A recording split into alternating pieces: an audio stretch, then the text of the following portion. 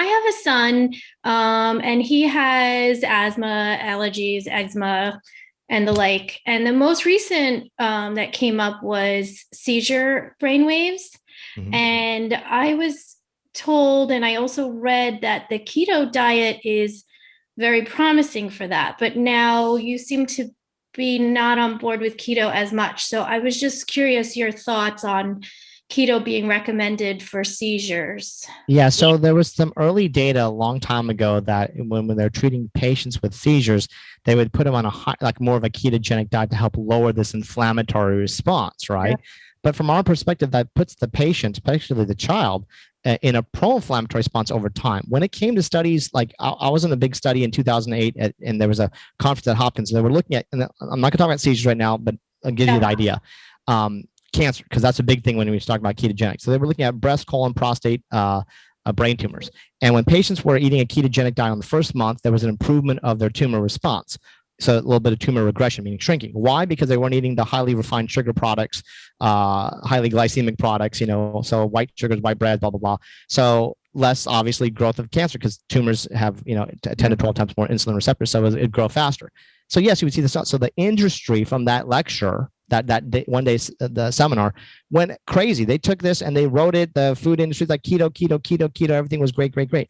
Month 2, you start to see a stabilization, no change in the tumor. And then month 3, we start seeing this increase of not only the tumor, but we start seeing an increase in all other comorbid conditions, meaning arthritis, diabetes, hypertension, blood pressure, blah, blah, blah. It's just a pro-inflammatory diet. They're not getting what they need, the phytonutrients, antioxidants, et cetera, et cetera, et cetera.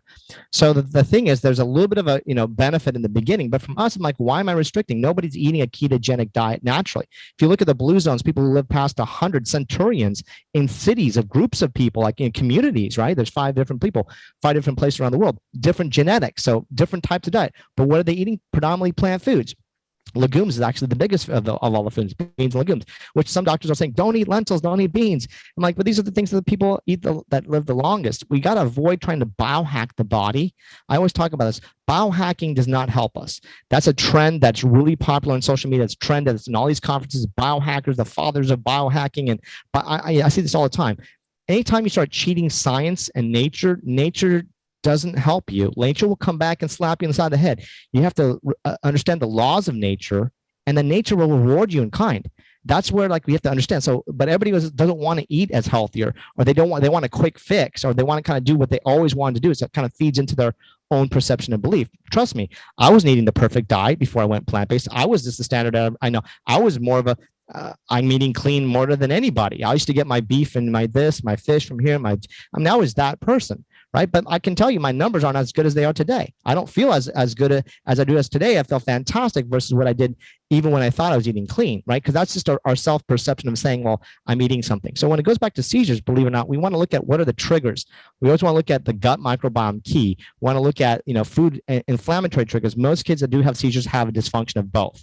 Anybody who has skin or eczema problems definitely have food sensitivities, but it's also related to gut dysfunction. So we always look at those. If you read my book or you hear my story, it'll be the same thing, right? There's even other things that you can give natural that, that the CB1, CB2 receptors are not only in the gut, but also in the brain. And those are things that also can help lower the effects of seizures. So when we use like endocannabinoids coming from predominantly hemp, we don't need to have any kind of THC in this case.